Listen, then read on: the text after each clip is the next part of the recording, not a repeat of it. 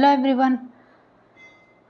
तो हम डिस्कस करें क्लास 11th का चैप्टर फर्स्ट बायोलॉजी, ठीक है ना।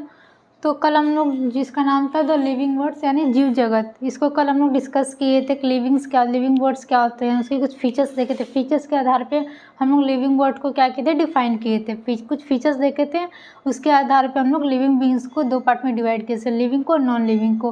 क्या क्या फीचर्स थे उसमें, दो फीचर्स थे, कैरेक्टरिस्टिक्स फीचर थे और दूसरा डिफाइनिंग फीचर्स था, ठीक है। कैरेक्टरिस्टिक्स फीचर में क्या क्या था, जिसमें नॉन लिविंग थिंग्स और लिविंग थिंग्स दोनों आते हैं। डिफाइनिंग फीचर्स में क्या था, जो सिर्फ और सिर्फ लिविंग बींग्स आते हैं, उसमें वो डिफाइनिंग फीचर्स में आता है। तो हम लोग कल के चैप्टर में कहाँ तक डिस्कस किए थे, कल के टीचर हम लोग ग्रोथ तक डिस्कस कर लिए थे। कैरेक्टरिस्टिक्स फीचर्स के जो कैरेक्टरिस्टिक्स फीचर होता है उसका हम लोग ग्रोथ एग्जाम्पल था, वहाँ तक हम लोग डिस्कस कर लिए थे, ठीक है। नेक्स्ट क्या था, रिप्रोडक्शन को डिस्कस करना है। तो जो हम आज के चैप्टर में आज की क्लास में उसको पढ़ेंगे, ठीक है।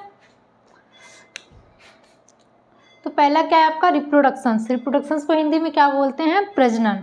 रिप्रोडक्शंस को हिंदी में क्या बोलते हैं, प्रजनन। प्रजनन क्या, रिप्रोडक्शंस क्या है, ये कैरेक्टरिस्टिक्स फीचर होता है। जो रिप्रोडक्शंस है वो कैरेक्टरिस्टिक्स फीचर्स होता है, जो सिर्फ और सिर्फ लिविंग बींग्स में तो पाया जाता है, लेकिन लिविंग बींग्स में होता है। लेकिन कुछ ऐसे लिविंग बींग्स होते हैं जिसमें क्या होता है, रिप्रोडक्शंस नहीं हो सकता, इसीलिए ये एक्सेप्शन में था, इसीलिए इसको कैरेक्टरिस्टिक्स फीचर्स में रखा गया था, ठीक है। तो अब रिप्रोडक्शन जो कैरेक्टरिस्टिक्स फीचर का ग्रोथ हम लोग कल डिफाइन कर लिए थे, आज रिप्रोडक्शन का इसको डिफाइन करेंगे। क्या, ये ability of an organism to produce new offspring of its own kind. Reproductions क्या होते हैं, और एक ऑर्गेनिज्म्स के पास यानी एक जीव के पास, उसके पास क्या होता है, रिप्रोडक्शन करने की क्षमता होती है, जो अपने जैसा एक नया ऑर्गेनिज्म डेवलप कर सके, ठीक है ना। क्या लिखा है, ability of an organism to produce offspring of its own kind. यानी क्या होता है, एक ऑर्गेनिज्म के पास एबिलिटी होती है यानी योग्यता होती है कि अपने जैसा एक नया ऑफस्प्रिंग डेवलप कर सके, प्रोड्यूस कर सके। यानी एक ऑर्गेनिज्म के पास यानी एक जीव के पास इतनी योग्यता होती है कि वो अपने से मतलब एक ऑर्गेनिज्म के पास योग्यता होती है कि वो अपने से एक नया ऑफस्प्रिंग को जन्म दे, ठीक है। उसी को रिप्रोडक्शंस कहते हैं। अब रिप्रोडक्शंस के भी दो टाइप होते हैं, रिप्रोडक्शंस के 2 टाइप होते हैं। कौन कौन से, सेक्सुअल रिप्रोडक्शंस होते हैं और सेक्सुअल रिप्रोडक्शंस होते हैं, ठीक है। रिप्रोडक्शंस के कितने टाइप्स होते हैं, 2 टाइप्स होते हैं, सेक्सुअल रिप्रोडक्शंस और असेक्सुअल रिप्रोडक्शंस। सेक्सुअल रिप्रोडक्शंस को हिंदी में क्या बोलते हैं, सेक्सुअल रिप्रोडक्शंस को हिंदी में क्या बोलते हैं, लैंगिक प्रजनन। और असेक्सुअल रिप्रोडक्शंस को हिंदी में क्या बोलते हैं, अलैंगिक प्रजनन, ठीक है। तो इसको हम हिंदी और इंग्लिश दोनों पढ़ते चलेंगे। सेक्सुअल रिप्रोडक्शन जिसको हिंदी में बोलते हैं लैंगिक प्रजनन, ये क्या होते हैं, requires the involvement of 2 parents and fusion of 2 gametes, sperm and egg. Sexual reproduction में क्या होता है, इसको रिप्रोडक्शन करने के लिए और लैंगिक प्रजनन करने के लिए 2 पेरेंट्स की नीड होती है, ठीक है।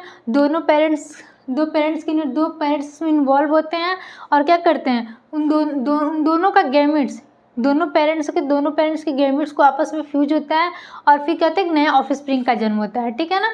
जैसे दोनों पेरेंट्स कौन कौन से होते हैं, एक मेल पेरेंट्स होंगे, एक फीमेल पेरेंट्स होगा, ठीक है।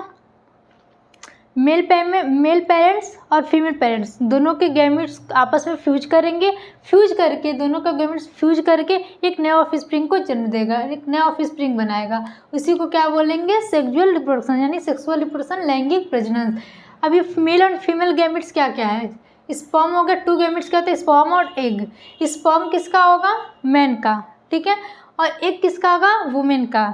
यानी मेन का स्पर्म और वुमेन का एग, ये दोनों का गैमेट्स आपस में फ्यूज करने के बाद एक नया ऑफस्प्रिंग बनेगा, ठीक है। इन दोनों के गैमेट्स को फ्यूजन से एक नया ऑफस्प्रिंग बनेगा, ठीक है।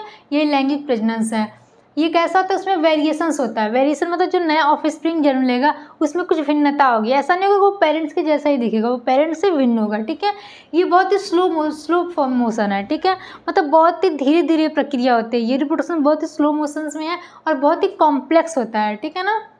एग्जाम्पल्स क्या हो गया, ह्यूमन रिप्रोडक्शंस हो गया, एनिमल रिप्रोडक्शंस हो गया, मोस्ट प्लांट रिप्रोडक्शंस हो गया, ये सब सेक्सुअल रिप्रोडक्शंस है, ठीक है। अब क्या पढ़ेंगे, असेक्सुअल रिप्रोडक्शंस, जिसको हिंदी में बोलते हैं अलैंगिक प्रजनन।